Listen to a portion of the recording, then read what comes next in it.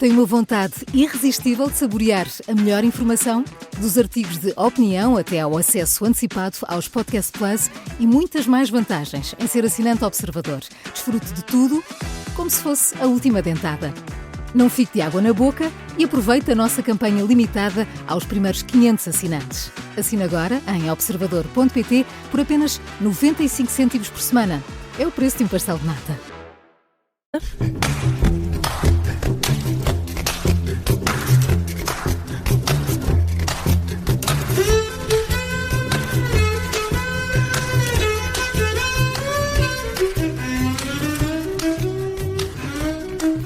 Começa mais um Porque Sim Não É Resposta com o psicólogo Eduardo Sá e hoje temos um e-mail de uma ouvinte muito interessante sobre se é possível pedir segredo a uma criança de 4 anos. Estamos a falar de um casal divorciado e da criança não partilhar o que se passa na casa da mãe ou na casa do pai. E esta ouvinte coloca uma pergunta muito curiosa. Será contraproducente explicar-lhe o conceito do segredo ou da privacidade?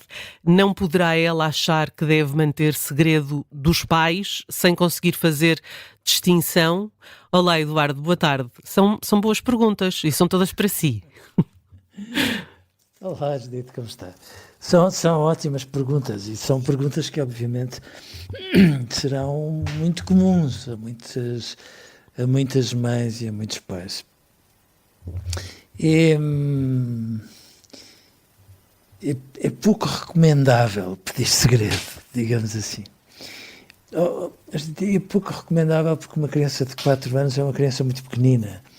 É uma criança em relação à qual, inevitavelmente, os pais já terão, em muitas circunstâncias, quando uma criança confunde o brincar e com, enfim, um certo jeitinho com que acaba por vestir a realidade, e quando é repreendida, quando faz isso de maneira que ela, sobretudo em relação aos pais, fale sempre a verdade, é muito difícil que ela entenda que depois tem que ter duas versões da mesma realidade, uma quando está com a mãe, outra quando está com o pai.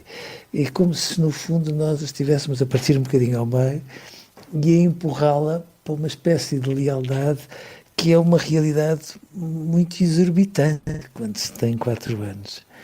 É evidente que as crianças têm muita dificuldade em aceitar o que é uma ideia adulta de privacidade, são um chocalhinho, como às vezes as mães costumam dizer, e portanto transmitem com uma vivacidade, como se no fundo todas as pessoas, mesmo aquelas que nem sequer são muito familiares, tudo aquilo que se passa na vida delas, porque no fundo é como se elas tentassem alargar para outras pessoas que não as da família esta ideia de que somos todos muito mais próximos do que pode parecer. Por maioria da razão, quando se tem uma mãe e um pai, por mais que eles estejam zangados um com o outro ou afastados um do outro, e portanto eu recomendaria que não se peça.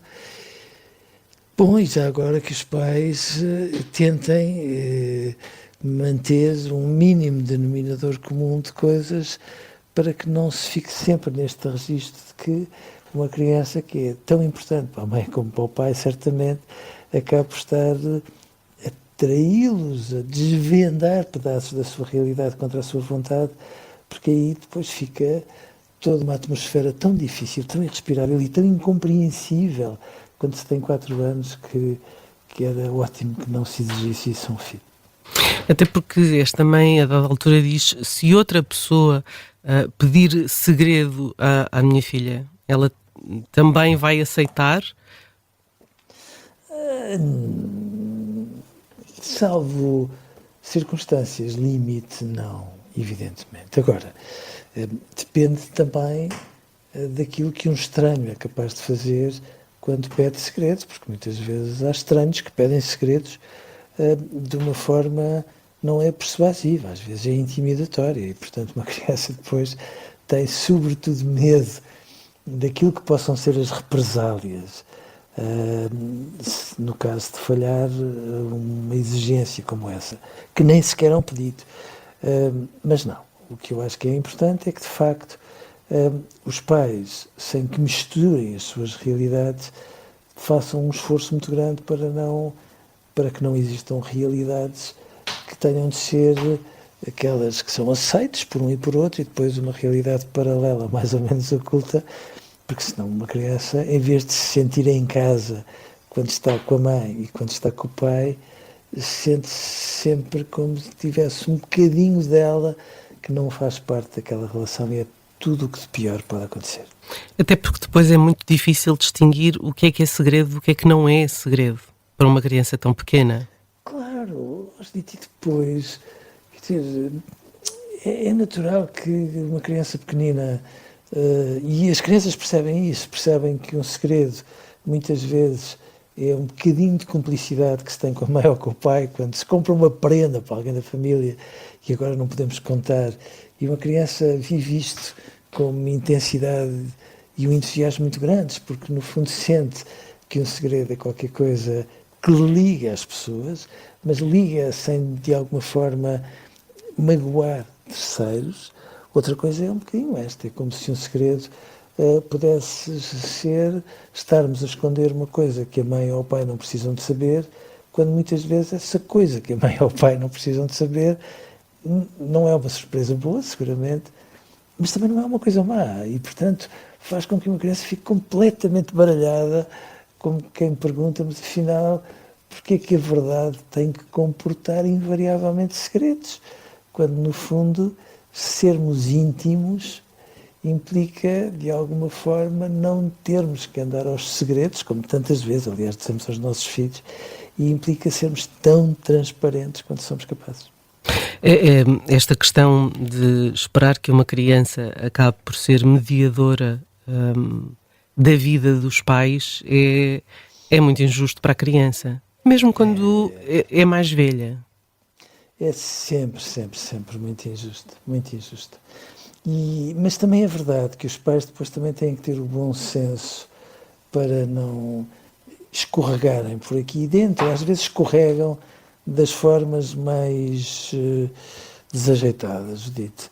Às vezes fazendo questão de fazer sempre videochamadas em todas as divisões da casa da mãe ou da casa do pai, para no fundo estarem a controlar tudo ao pormenor.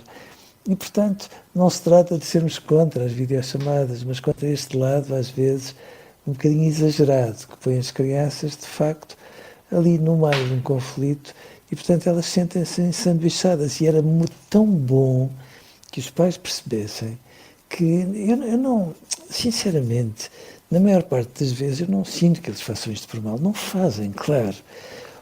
Mas era tão bom que isto não acontecesse, porque, no fundo, é sobretudo fundamental que os pais entendam que quando o fazem, mesmo que seja para pouparem dores de cabeça, mal-entendidos entre um e outro, etc., estão de facto a magoar os filhos e estão a criar zonas muito opacas no crescimento dos filhos em relação a tudo que percebem na mãe e no pai, e isso é mau, porque os filhos ganham se conhecerem muito bem a mãe e o pai. Se conhecerem a mãe e o pai e, ao mesmo tempo, se houver capítulos mais ou menos obscuros ou páginas mais ou menos em branco, as crianças sentem-se muito baralhadas, porque é como se se conhecessem, mas não tanto como era suposto que acontecesse, e assim nunca se sentem verdadeiramente em casa, porque para nos sentirmos em casa junto de alguém não pode haver um quarto escuro, não pode haver páginas em branco, não pode haver capítulos mais ou menos interditos. É suposto que estejamos todos tão à vontade que não seja preciso nem sequer ter segredos. E é normal que a criança queira partilhar o seu dia com o pai ou com a mãe. Eduardo, hoje ficamos por aqui. Amanhã voltamos com mais um tema. Até lá, já sabe, continua a escrever-nos para eduardosá@observador.pt e ouça-nos em podcast nas plataformas habituais e também no site do Observador. Eduardo, um grande abraço. Obrigada e até amanhã. Outro para si. Obrigado eu e até amanhã, Judite.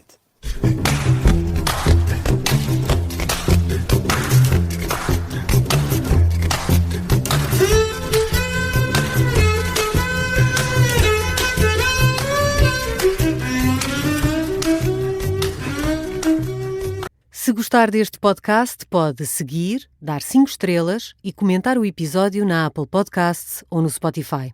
Pode também subscrever e gostar no YouTube. Assim recebe uma notificação sempre que houver um novo episódio.